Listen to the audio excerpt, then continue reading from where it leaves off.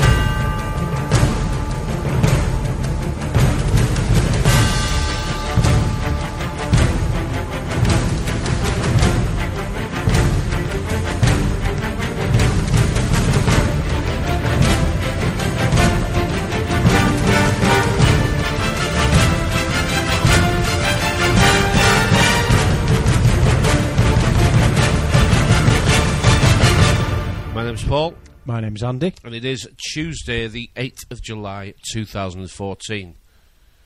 Always makes me smile when I say 2014. 2014 years since the last time it all went wrong. We had to start from zero again. Welcome to the end of times again. Rescheduled a number of times over the last few decades and centuries. It certainly has, yeah. But the churches don't worry about that because you keep dying to go to a better place. Yep. Your rewards will be in heaven. Mm-hmm. Our controllers don't believe that, do they? No. But they get us to believe it, don't they? Certainly do. Every movie tells us, suffer now and it'll be okay in the end.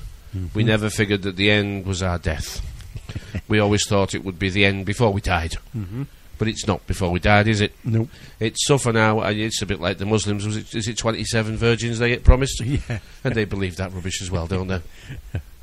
They certainly do. This is the Unpenned show, and this is what we do every single Tuesday. It's the two guys from Yorkshire who, allegedly, we don't really know much at all, really, do we? Not really. And we accept that. There we was do. a time years ago when I would have said I'm pretty well informed, 5 or 6 out of 10 for sure. Mm-hmm. How many marks out of 10 would you give yourself now for being I'd informed? give myself a 1.5 I out think of 10. I would certainly be. I'd be boasting with a 2. Yes. I think I'd be pushing my luck with a 2. How much we don't know teaches you humility a little bit, doesn't it? Mm-hmm. And it allows you to see others making the same mistakes. Yeah. We've had a conversation with a chap called Nial. We have. His name on the internet is Opaque Lens, and he runs Shamanic Radio, the Shamanic Radio Network, .podmatic.com, I think it is. Mm-hmm. All the information will be below this YouTube video that you're now listening to. And thank you for doing so. We do say every single week that we don't mind if you like what we say or you don't like what we say. No, we don't. We do this because it teaches us how to share the things that we think have a little importance to a few people. Yeah. We are not the intellectuals who are going to teach you long words and read big books. We have read the books, but we don't boast about that. Because for me to quote the books to you is just to do what the teaching profession has been doing your entire life. Yep. Telling you somebody else's reality. We have a number of people who many still listen to, who quote celebrities, books, and passages from those, and that's fine. Yeah. If But you how like much? doing that, But yeah, what are they crack on. teaching you? They're teaching you somebody else's reality, which they've adopted and said that makes sense to me, so I'm having that. Yeah. Well, isn't that what we do our entire lives? Do we not, from the time of choosing, which is at least before 2 years old, do we not live a life of choice? Multiple I want choice. that, I want that, Yeah. I want that, I want that, I want that. And the more times we're successful, the more times we think that's how life is. So, if we're successful more times than we're not, then the times when we're not is when we learn how to turn that around. In other words, we become spoilt little brats. Now, carrying on from a conversation we had last week, so where does it start and where does it stop? How do you decide what's good for your kids and what's too much for your kids? Exactly, yeah. Impossible conversation. It is. It's yeah. down to the parent at Yeah. the time Yeah. and the child's attitude towards life. Where's he learnt that from? Well, probably from the electronic babysitter that is actually slowly teaching him that the parents are his slaves. Yeah. Which is why we've got 4, 5, 6, 7, 8-year-olds and older running 3-bedroom semis. They decide what they have for breakfast, what they have for lunch, and what they have for tea, what time they go to bed, and what they watch on TV. They decide what they're wearing, and you're doing the washing up. They're running houses. They certainly are. And I know single mums, many of them, who say it's just too much trouble. They just let them get on with it. Yeah. Because I'm too tired. I work all day, I've childcare, I've all the things to do in a house that need doing, and Yeah. I'm on my own. And the conversation that girl never has is, why is she on her own? Why is she on her own? Because the guy she had that little girl with, let's say she's had a daughter, was the right guy at the time. Or was it just a late night fumble with too much alcohol? Doesn't matter. Nope. They've brought a child into the world, but yet they haven't been able to stay together to bring it up. No. I remember my wife having a conversation with my daughter, and it was tears time, and it was paddy time, and I remember my wife saying to look, she said, look, you didn't come with a manual. We're going through this just the same as you're going through it. You're learning and we're learning at the same time. But we've got to get on. If it did come with a manual, the manual would have to be updated every time you have another Would, one. yeah. Because the speed of change is so fast now. But it's learning to compromise and boundaries. That's what we found. We had to set boundaries with ours because my wife worked shifts. I had 3 jobs. I was hardly there on a weekend.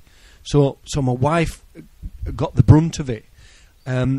We had so little money that. But you're going back 20 years. I'm talking about today. Yeah. I was going to say you're still holding on to common sense and responsibility. Yeah, I suppose. But now single mums are better off without dads. Yes, I suppose. Financially, they're better off. I'm just working out how it's changed. Yeah, this is a system now that encourages mums to kick dads out of the house. That's why I played the 1984 clip to start make with. them be financially better off. That's It's right. about the money. It's always about the money. It's always about I'm the afraid money. everybody. It doesn't matter whether Our bit was about the money. if you say it's not about the money, you're not a money junkie. You're a liar or you're rich. Yeah. Okay, you're a liar or you're rich. You're only one or the other. The only difference, we had 2 of us working to pay the bills, and we had to have 2. We still have to have 2 of us working. But now we saw a situation today with a young girl with 3 kids. I was working with my son today, or my son was working with me, put it that way. And we were sat having our lunch, and he's working, he's paying tax, he's doing his bit. And there was a young couple walked past. They'd got a kiddie in a pram. One was toddling, and she was pregnant with another one. It was the middle of the day. It was in t-shirt, jogger bottoms was the dad. It was a family unit, the 2 together. And they were in an area of Leeds that we were working in that is... Not the most salubrious. No, it is... I would have said most of the people that live on there 90% of them are trapped in the benefit system. But the difference was Lewis is not getting any help. He's had to move back home again because he cannot afford to live on his own we're living with a pal. But they couldn't afford the bills and the rent between the two of them. We live in a system today, right? We live in a country that is actually a lot kinder than many countries. Exactly. Now, you've been on holiday to different places. I have. And you've seen different things. Yeah. Now, what do disabled people get around Sri the world? Lanka was an eye-opener for me. The disabled people in Sri Lanka don't get any help. All they get is a registration card to let them go begging. Right. So, I know that there are too many people that we've met on our journey who actually want to bring this country down. Yeah. And they're doing a really good job. Because they've actually got themselves convinced that they're trying to save it. Yeah. They do not see that they are a microcosm of what the press is doing. The press, and you could tell me I'm wrong here, and please prove to me I'm wrong, but this is what I see. And I'm allowed to say what I see, and if you want to argue with me, please do it. Prove me wrong, because I want to be wrong about everything. I would love to put my feet up and know that I lived in a country that was going to look after me when I got old. Yeah. It's not going to. No. But going back to the point that I'm making, is that there are a lot of people who are reading the alternative news who are doing exactly the same job as the newspapers. Now, they say that the newspapers tell lies and create an atmosphere of depression, oppression, suppression, and they say that that's what the newspapers are doing. And then they continue to quote what the newspapers have told them, that they want to put the lines in their head. So the newspapers put the lines in their head, they call them headlines, they don't hide this, do they? And then you duly repeat it, because that's the church of the poisoned mind that you want to actually go to every day. We used to go to church once a week, but now we're invited to go to church every spare moment we've got. And every spare moment we've got is reading the Bibles that are given to us, the newspapers, the magazines, and of course the number one ultra of perception and reality, the altar and the pulpit, which we now call television or the internet. Yeah.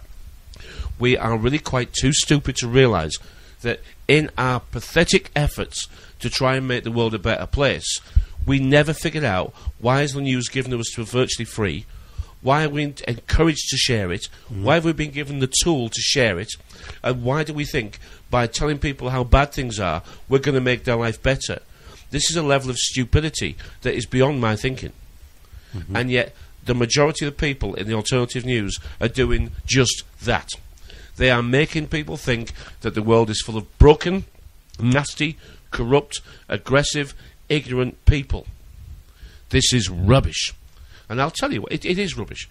The happiest times you've ever had in your lives, if you've ever been happy, and you ask yourself, have you ever been happy? Have you ever been happy? Have you ever put your feet up at the end of the day and say, what a bloody good day?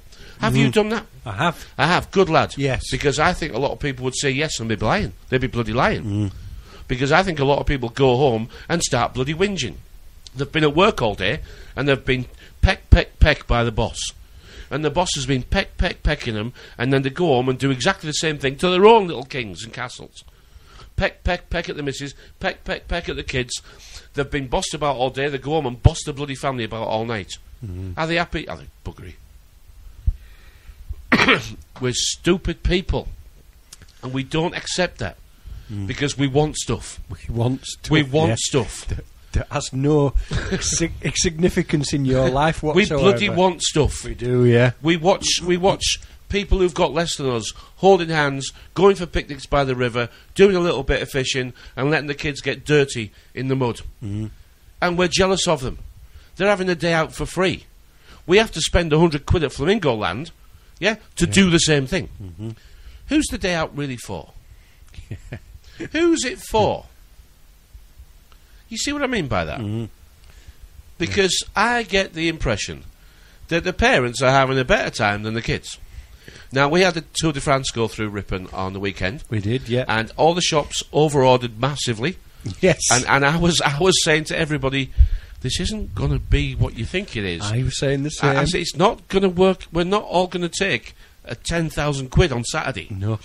I'm actually thinking that the Tour de France is really a get-together for people with money and the bike racing is a sideline Yes. for us to enjoy. And everyone's going to pop out their houses Saturday afternoon, go down to the bypass, watch about a 60-second trail of bikes called the Peloton, and then come back into town and have a beer. That's just what happened. And that's exactly For me, what happened, yeah. That's what we did, yeah, because you couldn't move anywhere. I know. The roads were closed and everything. We were bloody... It was curfew for almost 48 hours, wasn't it? Yeah. But anyway, what I'm saying is that when parents take the kids out, who are they really taking out? Because kids won't enjoy standing by the bypass to watch some push bikes go by. There were some bored teenagers there. Of course there is. They were absolutely bored out the schools, the poor kids. But luckily they've got their iPads and their iPhones. Yeah. Luckily they've got the electronic babysitters, the entertainment centres, because they can't do it themselves. No. They've got no possible... They cannot magi their own nation, can they? They cannot create their own world. We suffered it years ago, and our kids have suffered it, and we see it. I'm bored. I'm bored. I'm bored. Whose job is it to create fun and excitement? Is there somebody's job that is? Is someone there to entertain and excite you? Well, the answer is yes. It's the iPhone or the iPad, isn't it? It is now, unfortunately. But it used to be your imagination. Yeah. We don't need that anymore now. No. This is making children dumb. And by dumb, I mean they don't talk anymore. No. And they love it as well. They're getting them from 3-year-old. Well, the good thing is that we can now get debit cards for 8-year-olds. Oh, cool. That's good news, isn't it? Yeah. That's good news for 8-year-olds. You can now get a debit card for 8-year-olds. Do you think that's a good idea or a bad idea? Oh, crikey, no, that's... Well, what do you think? I mean, we can argue about it, but what do you think? I suppose, looking at it from the positive side, it's the way forward that you're only going to be able to order things off the internet. So you can go on the internet. It's the new Argos catalogue, isn't it? The internet. You used to go in the Argos catalogue and make a list of all the toys and things you wanted. This is making kids consumers at But 8. That's the bad side. Parents are putting the pocket money on the debit card, On and the kids debit can go and card. choose and spend it on the internet. It's not. Here's some pocket money. Save some and spend some. They're not saving anymore, are they? How many kids do you think do chores for pocket money now? How many kids do you think? I don't know. I don't know the answer. None. I don't know the answer. I do know that getting kids to do chores is harder than ever. I know our kids. Did our kids do chores for pocket money? No, I don't think they did. Well, they should have done. Don't think they did. They should have done. Yeah. I tried to encourage them to help. And asked, and they'd sort of help me for a little while, and they'd get a bit bored, Debit cards and, for 8-year-olds. and wander off. But yeah, it's not. I can see how it's. I've read many studies, about kids, and not many, but a few. And by the time the kids are 4, if you haven't got them into the mindset of they have to do something to get something, you're probably never going to achieve it. No, you're probably never going to achieve it unless they go hungry. Now, when people go hungry, it doesn't matter how old they are. Okay, then they realise that. Hang on, how do I get fed? Yeah. Then the control starts to come back in a little bit. And I remember at school we were in a history lesson, and we were going round, and they were on about pocket money, and they're going round the class who got how much pocket money you got.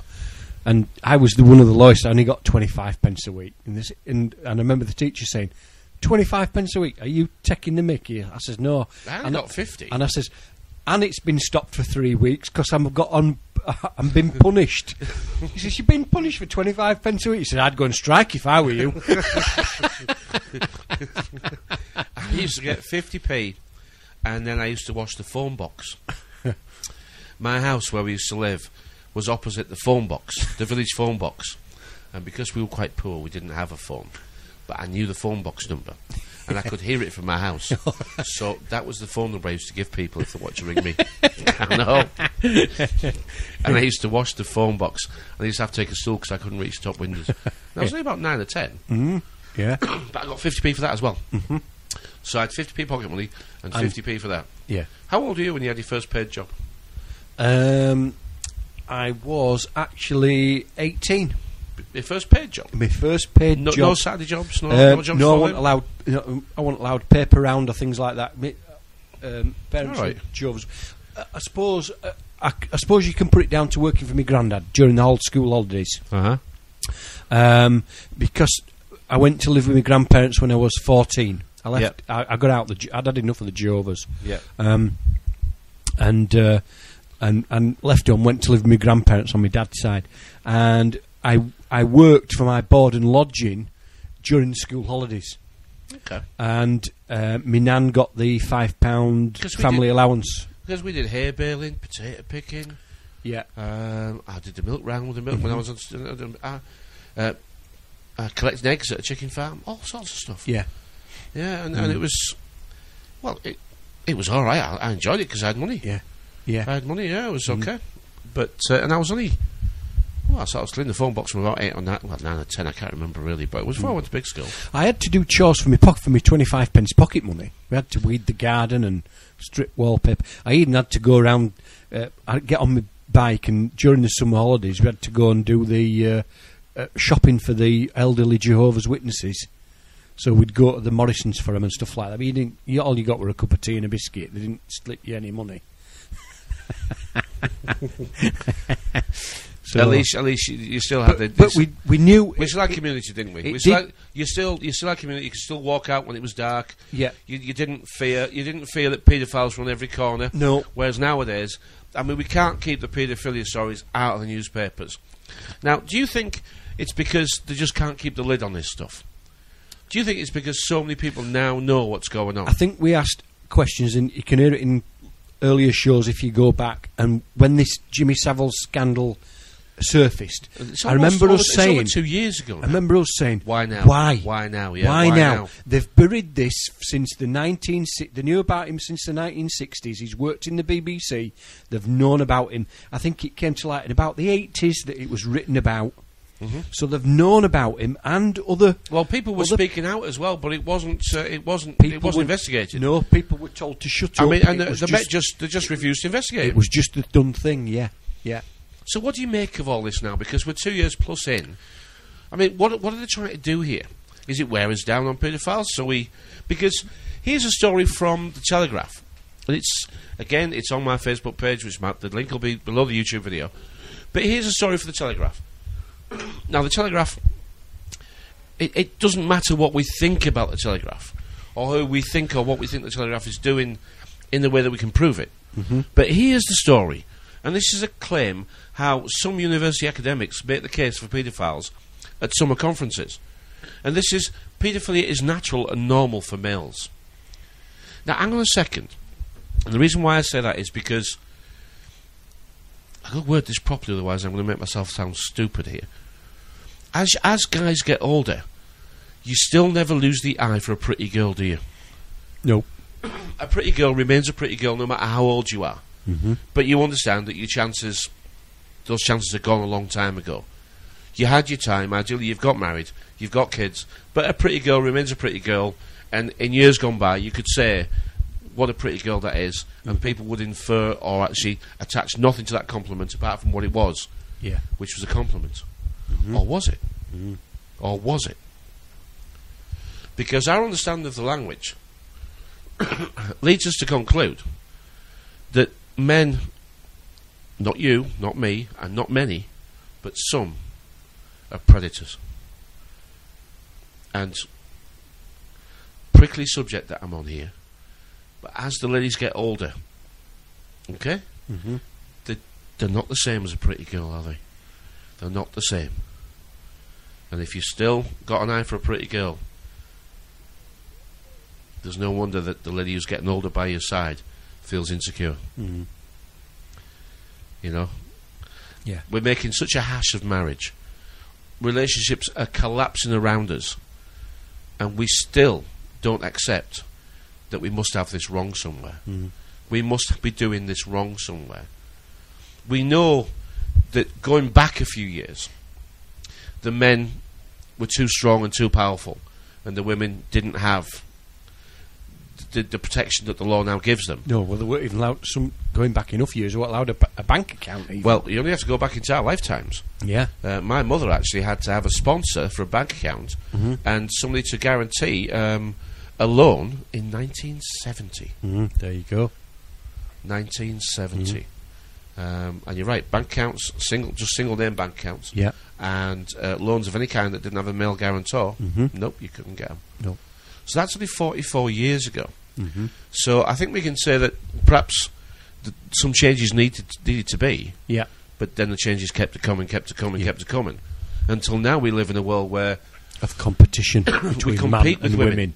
Yeah. Well, we say compete, but actually we're fighting with them. Mm-hmm. On some levels, we're fighting for careers.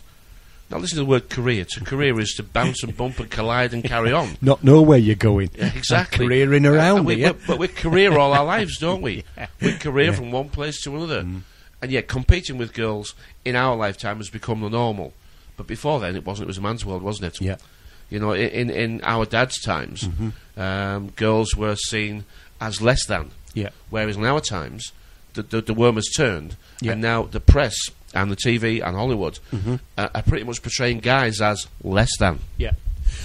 Just to reiterate that, somebody posted on my Facebook page, I can't remember who it was, tonight, two girls cage fighting. I've never seen anything so brutal in all my life. I have seen girls fight. It was and horrendous. It's horrible, yeah. All they had boxing gloves on, but it was brutal. It was no rules. And is this where we've come? Is this we're is turning this what turning girls into boys, and boys into girls? If girls want equality, is this the equality that they're after? Apparently so. Apparently so. Well, you know and I know now that competing and fighting with girls is something that we're not designed to do. No, and I'm not comfortable with it. But we're rubbish at it. Yeah. Because we're not meant to be bloody doing No, it. We're meant to be complimenting them. Yes. Now, going back to the paedophile story, and we're trying to make sense of why we're being submerged in paedophile stories.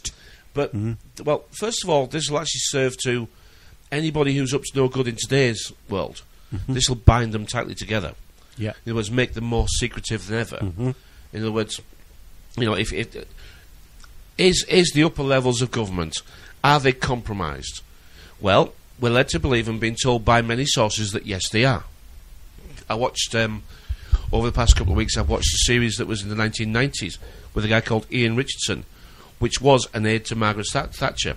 He can be traced. He worked and was an aide to Margaret Thatcher, and it's called House of Cards. And it's a political three-part series of it. Three-part series in each one. He starts life as chief whip, and through a series of circumstances, ends up being prime minister. Series 2, he's prime minister, and his authority grows and grows and grows, and he's become a popular prime minister. But as all popular prime ministers, power starts to corrupt a little bit. In the third series, he's an authoritarian, and he's right. And he's going to beat Thatcher's record of 4,667 days in power. He's on the verge of greatness. He wants to start wars. He wants to fight with everybody. But he's getting too old. And you look at it and you realise that, okay, it's just TV. It is television. It's just a story. But when you see those, the very circumstances being played out in your life, in my life, in everybody's lives. A little example is... that made me laugh is when we were younger playing Monopoly, probably even when we're adults now playing Monopoly, should you get to be the banker, it's your job to dish out the £200 every time you cross past go, yeah? And you receive the fines for any fines that you've incurred going round the board, any taxes, that sort of thing. You're responsible for putting them back in the bank. You tell me, right, when you were younger, or even when you played last week, I don't know, when you were the banker, you were happily giving the players £200 for pass and go. How much did you pay yourself when you passed go? Go on, tell the truth. Count an extra 20. But it makes you laugh, doesn't it? Because you realise that the opportunity to deceive and thieve, your chief and thief don't go together by mistake. Because if you are the chief, you can be the thief. And look around, that's the world we live in. That's the world we've always lived in. Yeah. It's who dares wins. Who dares take the most? Yeah, if you don't who do it, dare somebody do else it? will. If we look at what's happening around us and look at what we're shown on television, you can make the argument that TV condenses it, it compacts it, and it tells you an awful lot in a short space of time. Yeah. But is it wrong? Whether you can decode reality properly or not is for you to decide, not me. But when I watch and read and listen and learn, all I see around me is just reflections of what is really going on. Yeah. Yes, it's compacted into a short story, And yes, these circumstances and events take a lot longer to happen than the 90-minute film that Hollywood will make for you. But it doesn't mean that they don't occur. And it doesn't mean that human nature doesn't engineer these things to happen. I mean, I've said many times, and I'm still going to stick with it, that it's not that the powers that be control everything about our lives. It's that they know how to control what we're going to do. Yeah. The They know temptation. what the next move we're going to make before we've made it. They know what to put in front of our eyes to get us to follow on. Exactly. The carrot and stick for the donkey type thing. Yeah. But they put the right thing. And you say, well, I've heard all this before.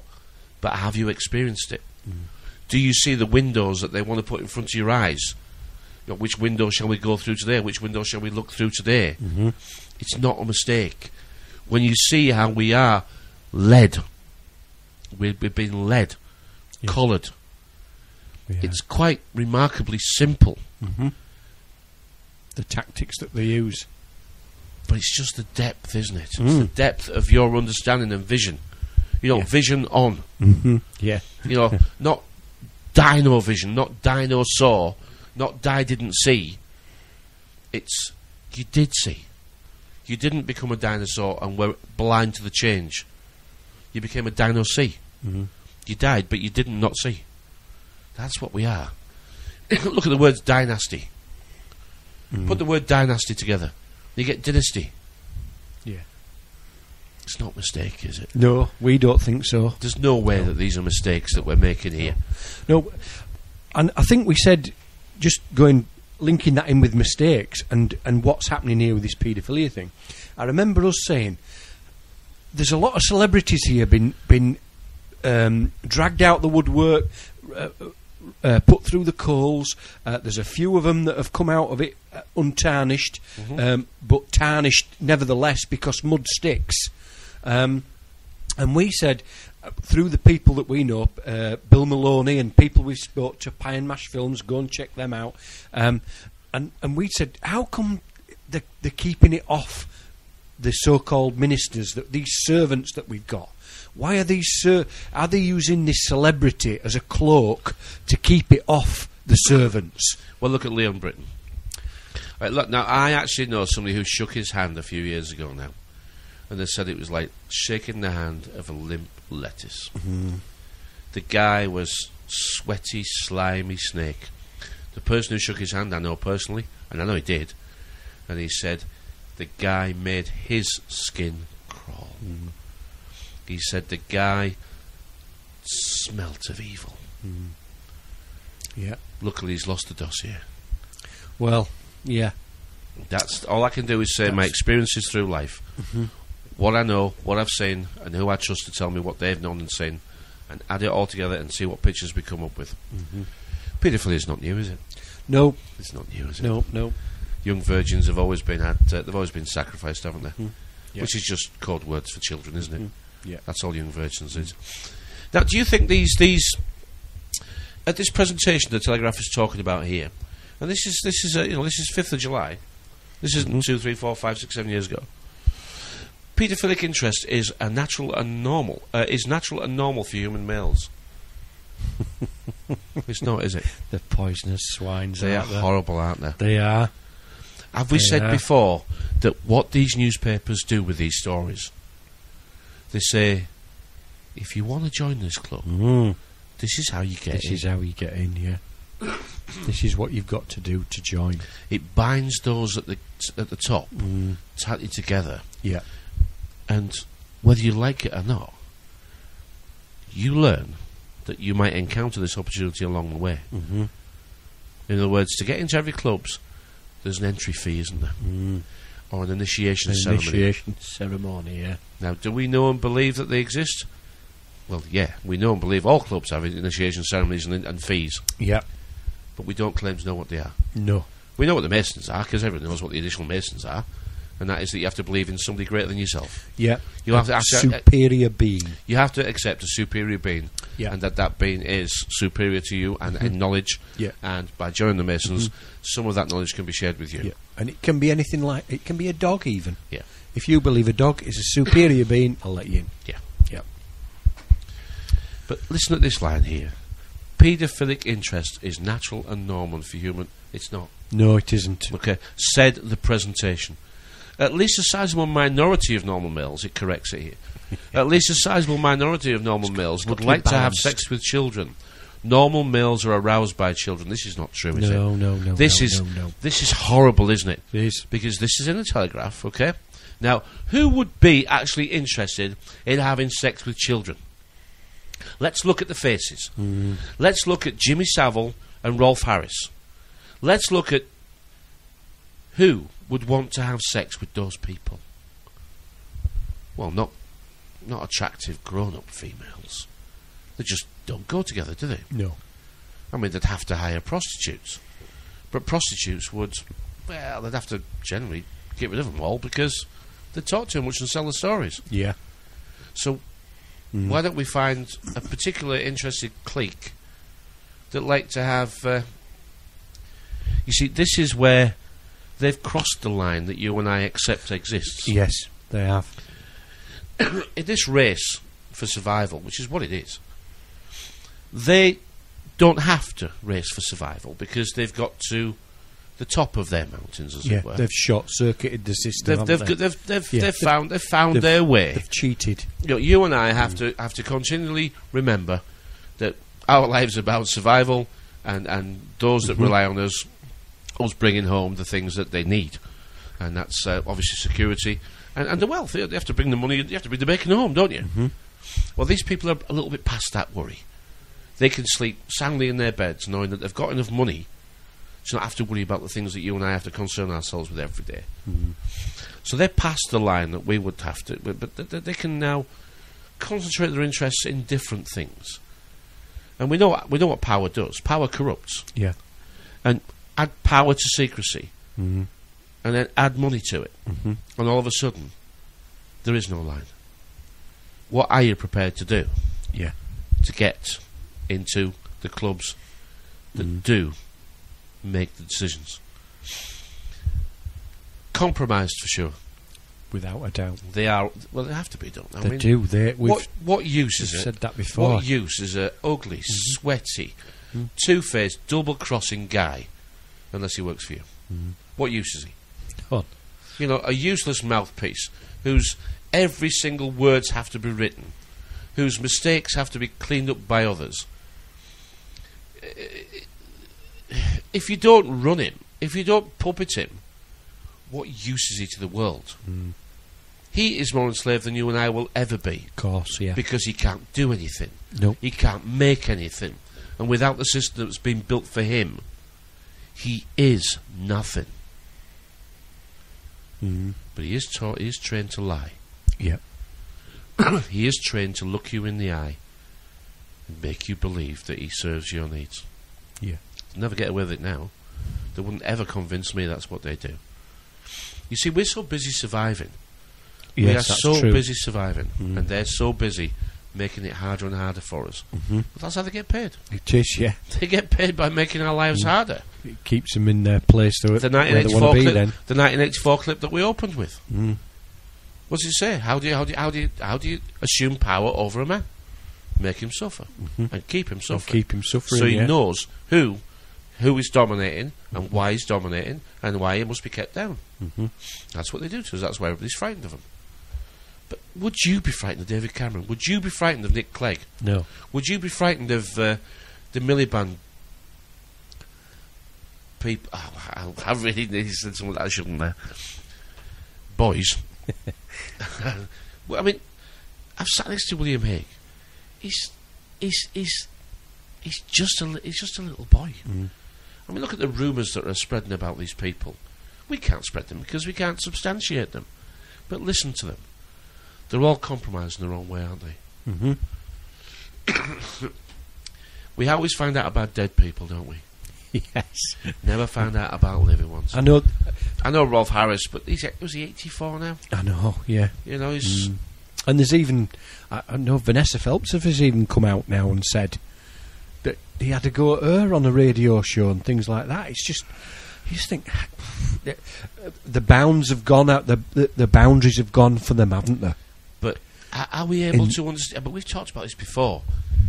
what we see as sexual morality at our level here, it changes as we move up the scale. Yeah.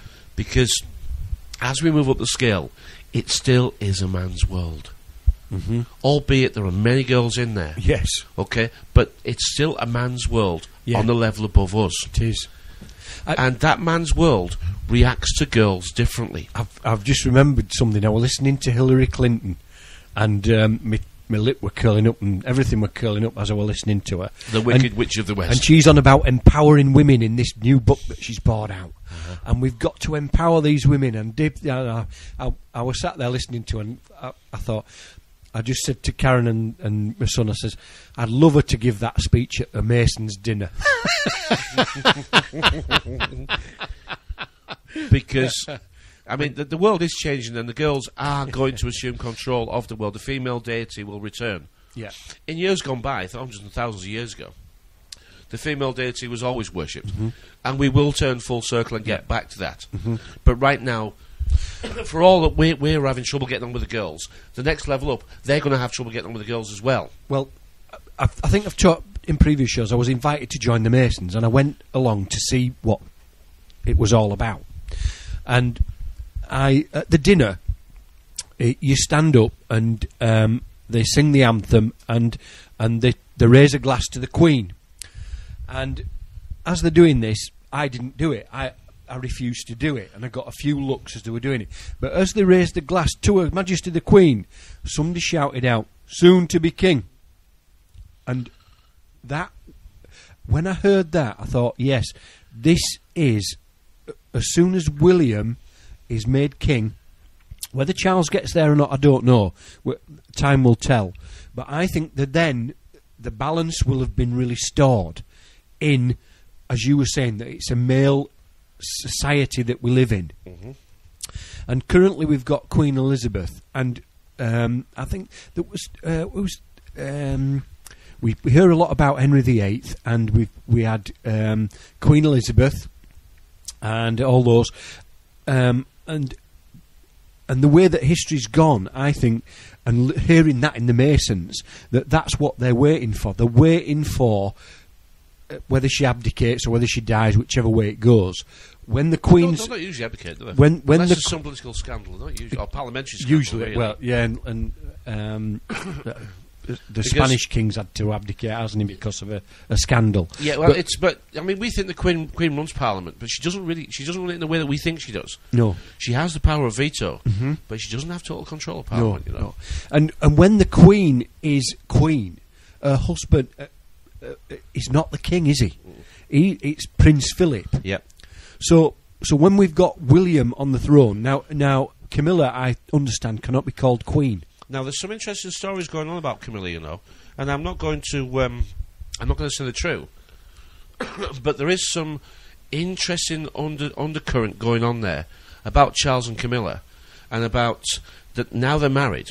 Camilla is entitled to an awful lot of what would be half of she's entitled to half, or at least a lot more than she would have been if they hadn't got married. His estate, and she's going to be queen. Right. When he becomes king, she will become de facto queen. Right. So right. there is a lot of talk here about, they're going to skip Charles out, but Charles, there is some interesting talk that's been going on for a long time. And you can say you heard it here first. There is some just internet babble from an interesting source that says Charles and Camilla are going to divorce and she's going to get paid off because they don't want her as queen. Oh, right, they don't want her as queen. Because if she becomes queen, she now is a rich lady. Well, I didn't know that. And she has power. But exactly. And it's all now about... she has power. It's about the power and the money. You see, and you've got to get rid of one or the other. Now, this is where it will bring... Once William and Kate are king and queen, then balance will be restored. We will be back to a proper king and queen. Right, agreed. What that will bring, I don't know. What turmoil it'll bring, I don't know. What financial stability it'll bring, I don't know.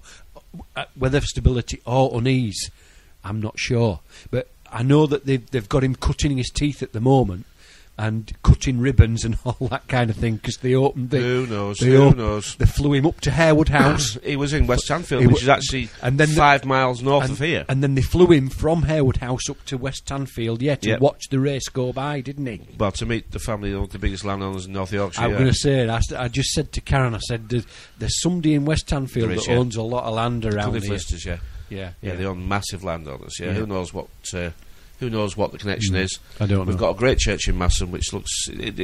Massam's got a lot of history in West Tanfield with it, by the way. So, now I do know one thing that links in with that is that this Lord of the Manor thing has raised its ugly head again, and they're talking about regionalising stuff, aren't they? Yeah, that fits in with fracking. Mm-hmm. Now where was it down? Where was the first fracking? It was Barton Moss? Was it? No, I can't think where the first. It was on a sawmills estate. That it was but not Barton Moss. It was the first one anyway. The fracking there, and I was looking into. I wonder who owns the land. And I think it was last November. The Lords of the Manor, which still exist. You go on, put it in Google. It's amazing. Put in Google Lords of the Manor, and it comes up with all of them in the UK. Now, our Lord of the Manor for this area is Lord Peel, and he lives in Richmond. Mm-hmm. And I believe that they had to have their mineral rights in by last November. For the rights of the manor where they live, they had to have the mineral rights in place so that they could drill under your house. Because fracking comes, they go down, and then they go across at 90 degrees, and they can go in any direction they want to do. Well, that's actually just gone through, hasn't it? Now, yes, that's been passed through Parliament. It has. That the land we've said this before. The land under your house is not yours. It's not yours. No. The house on top of it is yours. Technically, you're still paying rent on it. You rented, yes. You've got the freedom to hold it if you've paid for it. Exactly. That's freehold. Freehold. Okay, but you don't. You only have the freedom to hold it if you've paid for it. You still are paying a ground rent through your council tax. You are, yes, that's right. And that goes straight to the Queen. That is, yeah. Mm-hmm. This is her land, and you've heard that on Radio 4 as well, haven't you? There's a guy on Radio 4. We posted. I think I posted a couple of his shows. You did, yes. And he was good, wasn't he? He was good, yeah. And he was talking to the Radio 4 audience, starting to educate them a little bit about. Well, he was preparing them for the fracking letter that's coming through their door. He was, yeah. Saying that the land below your house and any rights and minerals below it are nothing to do with you. Nothing to do with you, no. You've got, and just the bricks and mortar on top. And if the Queen says she wants it, she's having it. Yeah, they can have it back at any time. They can. If they want to put a road through or anything, that's what they use. You've registered. I mean, the Regis. The royalty took to her. The German royalty took back this country. Yeah, they took back this country in 1652. They'd held it before, but they took it back. They did. And this is a Germanic system. It's a Germanic language. Yeah. And if you want to know all you esoteric type study guy, it's all German. The genius of how this has been done. Absolute genius. It's absolutely wonderful. Yeah. Right before your eyes. Yeah, I mean, even the word manager is just a spell of a word German, a German. Yeah. The word sister and brother is Germanat and Germanus.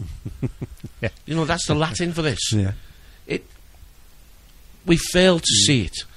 We look everywhere but the right places. Bilderberger, I think, translates to German law. It did in one way. If you were doing it, yeah, when I was wielding it, yeah. Bilderberger, yeah.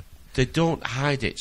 No. And that's why I feel, over the time that we've been doing this, it's not hidden at all, is it?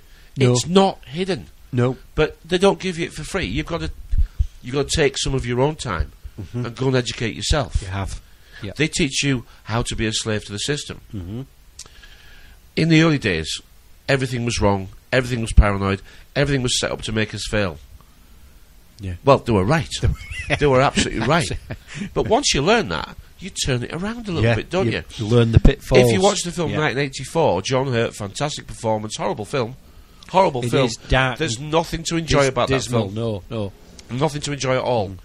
But in that film, when they've broken him, it's mind control. They've brainwashed him. When they've broken, his teeth have fallen out. He looks like he's dying. because he is dying, because that's how they kill him. And they say, you did it to yourself. You shouldn't have fought the system. You should have loved Big Brother. You did this to yourself. Yeah. And the people listening, be very careful that you're not doing this to yourself. Because if you study this darkness too much, it'll take you down. It doesn't care what you know. It doesn't care what you think. But it does care what you do. And as long as you stay home, alone, just like the film that was made in 1984 from a book that was published in 1949, it wants the male home, alone, and suffering. And if you're home, alone, and suffering, got you. Bloody got you. You're the ones it wants rid of. This system is a system of filtration. If you don't turn yourself around and look at the dark life that you're leading, and the way that you're speaking to people, and the way that you're kicking and fighting, if you don't turn your life around, you're going to die next. I said that on last week's show. Do you not realise that you're making the system hate you, and everybody around you do exactly the same thing? So when they say, those people who don't agree with what we're doing, those people who want to prevent progress, Yes. those people who want to stop your children benefiting from technology that'll leave us as world leaders, Cheap energy. I know it's all bullshit. I'm not stupid, but you have to learn that you're becoming the target. You're painting the target on your back, and you're the one that is going to suffer more and more and more from people you used to call your friends. When we spoke to Nial earlier this evening, and we'll use that, we'll use it next week as part of our show. Niall's going to use it on his show. I'm telling you, Shamanic Radio Network.podmatic.com. Never met him before. He actually just rang my shop at 1:30 this afternoon. He just rang my shop and he said, I'm looking for a guy called Paul from the Unpenned show. And I thought, well, I never. But I do give enough away. I've got a chip shop in Ripon. I do give enough away. You know, on my Facebook page it says Southgate Fisheries, so put Southgate Fisheries Ripon in and it does come up quite simply. You know, it's not exactly Sherlock to find me. And we just had a chat. He said, I do a little radio show as well. He said, and I'm enjoying your shows. And I wondered if we could perhaps just record a little bit and do a little bit for one of my shows in the future. And we have, don't we? We've done that this evening. So we'll get the copy of that next week and put that in our show. But yeah, I do urge everybody studying this, if it's your first year or two, keep it coming. Keep it coming. Remember, no one knows more than you do. You just think they know more than you do. This is the mistake that we made in the early days. Everybody who sounds like they know what they're talking about leads you to believe that they do know what they're talking about. This is rubbish. It doesn't work like that at all. What you're interested in your early years is what other people in their early years are saying. And the more complicated ones you can't get yet. And YouTube makes sure that you don't get them yet. YouTube gives you the very early ones. And it links them all up for you, so you don't have to do too much thinking. And the idea is that it keeps you there. It holds you there. It holds you there. It doesn't want you to. It doesn't want you to get off. It wants you to get in. The idea is that you just get in the internet, no matter how. Doesn't matter how. Doesn't matter what you do. Doesn't matter why you're in there. But they just want you to be in it. You must be in it. They can't find out what you're doing and what you're saying and what you're thinking if you're not in it. You've got to be in it to win it. Exactly. I just want to say thank you to Stephen Boyd. Yes. Thank you to Stephen. He leaves odd comments here and there on the shows. Thank you for that. And we've had a new commenter, Maria Isabella. Thank you for your comment. I've replied to you. I'm sorry it's taken me a while to reply. I've been off the internet I've stayed off it for at least a couple of weeks. I just need. Well done, you. I just needed to switch it off and leave it alone, and I have done. And I felt better for it. Right, a slightly shorter show than normal this evening, actually. But I think we'll call it a day at that, shall we? I think so. Yeah. And I found a new clip actually. Now, what I want to do is I want to just play this clip here. And I know it's about America, but before America assumed the policeman of the world, before the American people assumed that they were the best and the most courageous and the bravest and the smartest, we sort of had that little feeling about the way and the world we lived in. Because the Brits were the first ones to build an island, and they called it Great Britain. And there's not another country in the world that's called Great. No, just this one. You can tell me that America's still run by the empire, and I'll tell you that to some extent that might be true. But it's the banking systems that are connected, really, and the methods of corruption and the media systems. It's not an empire in the way that we think it's good for us, because it's not good for us. But I'm going to play this, and this is from an American TV series called The Newsroom. And this is what the Americans are listening to on their TVs. And if you want to tell me that the system doesn't tell us what's wrong, then I'm going to claim that you're as blind and deaf as you've always been. Because if you want to tell me that this isn't probably the most honest 3.5 minutes of TV you've ever heard, then you've never heard anything that matters. For another Tuesday, this Tuesday, the 8th of July 2014, my name's Paul. Mine's Andy. And this has been the Unpenned Show. Thank you for listening. Thank you. Good night. Can you say why America is the greatest country in the world? Diversity and opportunity. Lewis? Freedom and freedom. So let's keep it that way. Well, why is America not the greatest country in the world, Professor? That's my answer. You're saying... Yes.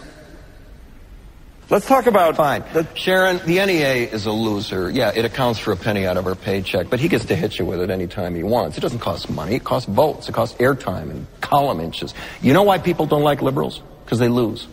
If liberals are so fucking smart, how come they lose so goddamn always? Hey. And with a straight face, you're going to tell students that America is so star-spangled awesome that we're the only ones in the world who have freedom? Canada has freedom. Japan has freedom. The UK, France, Italy, Germany, Spain, Australia, Belgium has freedom. So 207 sovereign states in the world, like 180 of them have freedom. All right. And yeah, you, sorority girl, just in case you accidentally wander into a voting booth one day, there's some things you should know. And one of them is, there is absolutely no evidence to support the statement that we're the greatest country in the world. We're 7th in literacy, 27th in math, 22nd in science, 49th in life expectancy, 178th in infant mortality, 3rd in median household income, number 4 in labor force, and number 4 in exports. We lead the world in only 3 categories: number of incarcerated citizens per capita, number of adults who believe angels are real, and defense spending, where we spend more than the next 26 countries combined, 25 of whom are allies. Now, none of this is the fault of a 20-year-old college student, but you nonetheless are, without a doubt, a member of the worst generation ever. So when you ask what makes us the greatest country in the world, I don't know what the fuck you're talking about. Yosemite?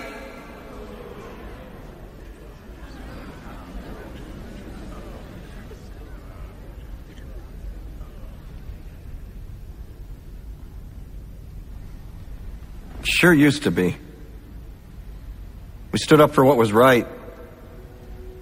We fought for moral reasons. We passed laws, struck down laws for moral reasons. We waged wars on poverty, not poor people. We sacrificed. We cared about our neighbors. We put our money where our mouths were, and we never beat our chest. We built great big things, made ungodly technological advances, explored the universe, cured diseases, and we cultivated the world's greatest artists and the world's greatest economy. We reached for the stars, acted like men. We aspired to intelligence. We didn't belittle it. It didn't make us feel inferior. We didn't identify ourselves by who we voted for in the last election, and we didn't scare so easy.